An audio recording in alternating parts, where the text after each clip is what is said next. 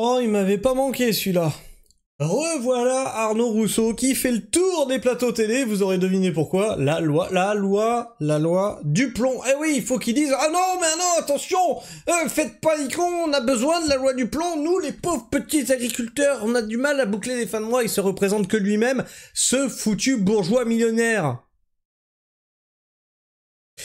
La FNSEA est une foutue mafia et un cheval de Troie dans l'agriculture. Il ne représente que les agriculteurs riches. Alors oui, tu vas me dire, oui, mais moi j'ai adhéré à la FNSEA, mais je suis pas riche, mais y a une obligation, parce que si je voulais avoir accès à des terrains, je suis obligé d'adhérer à la FNSEA, c'est pour ça que je dis que la FNSEA est une foutue mafia. Alors, on va voir ce que nous dit notre très cher Nono. Ne nous privons pas. Ah non, ça serait dommage. Ah, ça serait dommage de leur mettre des limites à ces bourgeois. Ça, oh non, ne les privez pas. Ne nous privons pas. Arnaud Rousseau dénonce une hystérie autour des pesticides et défend la loi du plomb. Devine. Oh, devine, c'est la loi que lui-même a poussée.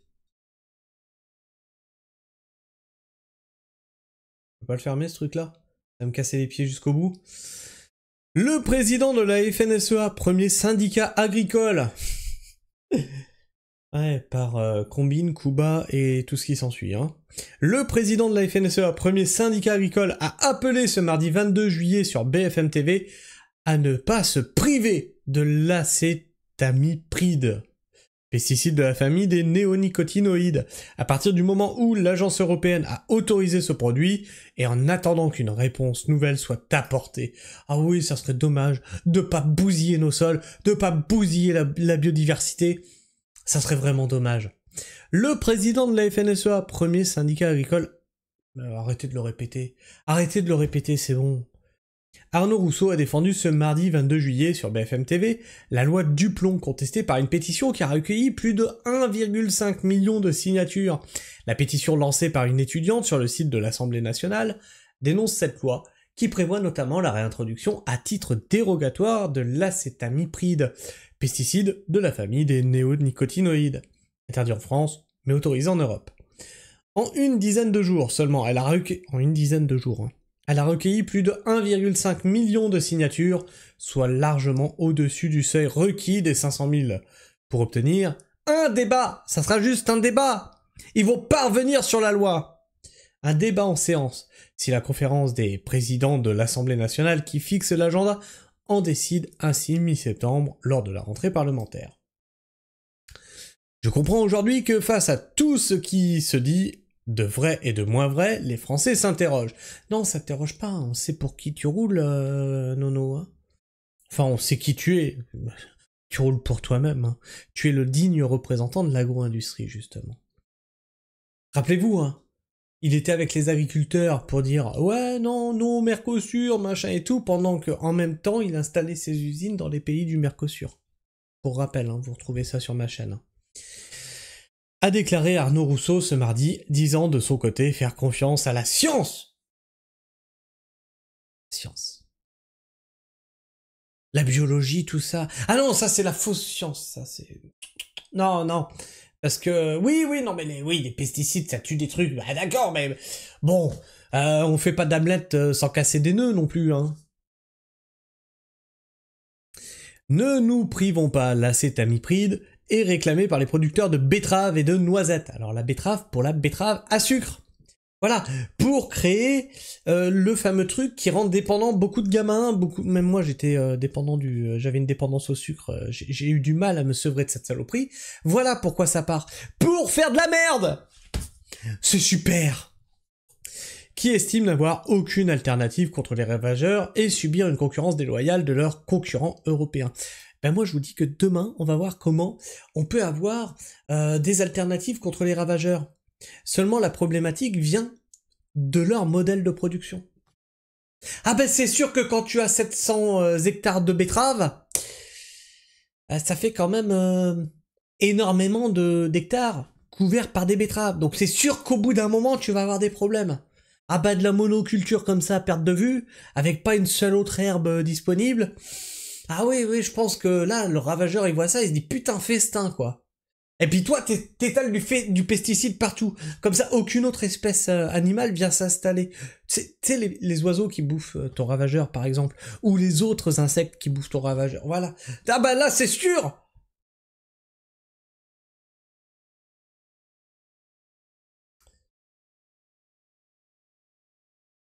Alors, qui estiment n'avoir aucune alternative contre les ravageurs et subir une concurrence déloyale de leurs concurrents européens. La réalité de ce que je vis moi, pardon, toi, c'est quand la dernière fois que t'as touché un volant d'un tracteur? Non, juste comme ça pour savoir. C'est que mes betteraves, à l'heure où je vous parle, sont atteintes de jaunisse, a expliqué Arnaud Rousseau. Eh bien, on s'en branle. Revois ton modèle. Hein?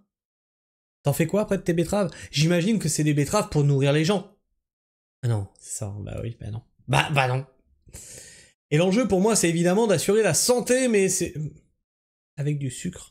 C'est-à-dire qu'avec des betteraves à sucre, des betteraves sucrières, tu assures la santé. Et tu les blindes de pesticides, tes machins. Ah non, bah c'est sûr, ah oui, tu t'inquiètes de la santé, bien sûr. Mais c'est aussi de faire en sorte que je continue à produire une alimentation au profit des Français. Avec toutes les subventions que tu as, je pense que tu ne devrais pas avoir trop de problèmes. Mais tu vois, les petits exploitants de mon genre, par exemple, ils n'ont aucune subvention, ils ont que dalle, ils ont rien, et ils doivent se démerder. Et en plus, ils n'utilisent pas de pesticides. Et devine quoi, on arrive à produire, dis donc! Oh merde! A ajouté le président de la FNSEA, soulignant que le produit est utilisé partout en Europe. Donc, si le voisin fait de la merde, nous devons faire de la merde. Et tu sais quoi, si les Allemands, ils se jettent du bord de la falaise, faut faire pareil. Faut se jeter du bord de la falaise. C'est ça que t'es en train de nous dire, hein, Nono. C'est ça que t'es en train de nous dire, en fait. A contrario, les apiculteurs mettent en garde contre un tueur d'abeilles. Ses effets sur l'humain sont aussi source de préoccupation, même si les risques restent incertains. Faute d'études d'ampleur sur ce sujet, Arnaud Rousseau appelle à investir dans la recherche et l'innovation pour trouver des alternatives. Pour moi, à partir du moment où l'agence européenne a autorisé ce produit, il doit être utilisé, il peut être utilisé, et j'entends qu'il y ait des questionnements. Mais en attendant qu'une réponse nouvelle soit apportée, ne nous privons pas de ça, a-t-il plaidé. Et vous voyez, de jouer sur la confusion agriculteur agro-industriel, on se retrouve avec des gens qui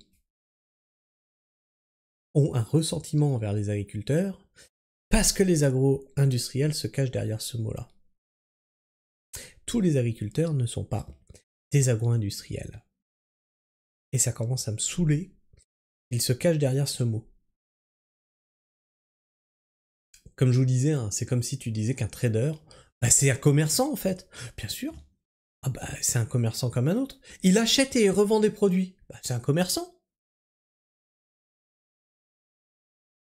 Le président de la FNSEA dénonce ainsi une forme d'hystérie de débat, tout le monde y va de sa petite phrase et de sa petite étude, a-t-il critiqué, visant les militants qui combattent l'utilisation de ce produit, dénonçant des risques sanitaires graves.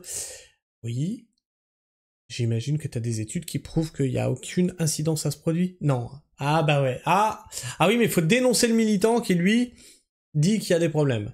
Mais par contre, t'as aucune étude qui prouve que ça ne crée aucun problème. Ah, ok, non, mais c'est bien. Mais c'est scientifique, tu l'as dit, hein, c'est scientifique! Vers un nouveau débat. Le fait que la pétition ait franchi samedi le seuil des 500 000 signatures autorise la conférence des présidents de l'Assemblée nationale, qui réunit les présidents des groupes parlementaires et des commissions, à organiser un débat dans l'hémicycle. Il ne permettra pas un réexamen du texte, ni son éventuelle abrogation. Mais face à la mobilisation citoyenne, de plus en plus de voix le réclament. La ministre de l'Agriculture, Annie Genevard, a assuré que le gouvernement était pleinement disponible. Pourquoi? Pour participer au débat. Voilà, c'est tout. On est pleinement disponible pour débattre de ce qui a déjà été mis en place et qu'on reviendra pas dessus. Et la présidente de l'Assemblée, Yael Braun-Pivet, Renaissance, s'est dite favorable à son organisation. Bref, il n'y aura qu'un débat, et voilà, on vous dira... Vous savez, c'est comme les doléances. Ah, vous avez écrit des trucs sur le cahier, là. Ah oui, oui. Ouais, bon, on l'a lu. Tout comme Marine Le Pen, qui a voté pour la loi, mais estime que seul un débat démocratique peut restaurer la confiance des citoyens face aux mensonges, accompagnant, selon elle, la pétition. Bon, bah, si vous votez au RN, vous voyez, elle vous dit que vous êtes des nuls, hein, et vous tombez dans les mensonges. Voilà. Le président de Renaissance, Gabriel Attal, et la ministre de la Transition écologique, Agnès Pannier-Runacher, préconisent, eux, que le gouvernement saisisse l'Agence nationale de sécurité sanitaire, l'ANSES, afin qu'elle donne son avis. Voilà. Ça, c'est une très bonne idée. Alors, moi, je ne porte pas Gabriel Attal, ni Agnès Pannier-Runacher dans mon cœur. Mais, comme je viens de dire, donne-moi une étude qui me dit que ton produit, il est inoffensif, pour la biodiversité, tout ça. Donne-moi une étude scientifique. Enfin, plusieurs voix à gauche exhortent Emmanuel Macron à demander au Parlement une deuxième délibération sur la loi, ce qui retarderait sa promulgation. On s'en serait douté. Nono, notre très cher Nono national, Nono Rousseau, on s'en serait douté qu'il serait pour cette loi, et qu'il est même très certainement derrière cette loi. Et puis de toute façon, c'est l'Union européenne qui a autorisé l'utilisation de ce produit, poussé par qui? Christiane Lambert, qui est à la tête du syndicat européen des agriculteurs. Voilà. Et Christiane Lambert, qui était-elle? L'ancienne présidente de la FNSEA. Non mais c'est rigolo comment ça se combine bien. Le président de la FNSEA qui te dit « Bah, l'Europe, elle a dit qu'on pouvait l'utiliser, du coup, pourquoi on s'en priverait ?» Sur les conseils de l'ancienne présidente de la FNSEA. Non, c'est rigolo. Moi, je trouve qu'on nous prend vraiment pour des cons. Alors moi, je sais pas ce que tu penses de tout ça. N'hésite pas à me partager ton avis, ton opinion dans l'espace commentaire, à t'abonner si t'es encore là en fin de vidéo, bien sûr, et à partager. Partager, c'est très important qu'on voit qui se fout de la gueule du monde et bah, qui est honnête. Et on verra que demain, on opposera encore deux choses. Des personnes honnêtes, une personne honnête, avec un mouvement qui réclame et qui me déçoit, la loi du plomb. Et bien sûr, tu peux le liker. Liker cette vidéo lui permet d'être plus présente dans les algorithmes de YouTube. Et moi, quand je vois tout ça, je vois vos likes, je vois vos partages, je vois vos commentaires, je vois vos abonnements. Bien sûr, tout ça, moi, ça m'encourage à continuer le travail d'information que je fais sur cette chaîne. Sur ce, moi, je vous fais la bise. Prenez soin du sol. Et restez pragmatiques. Ciao.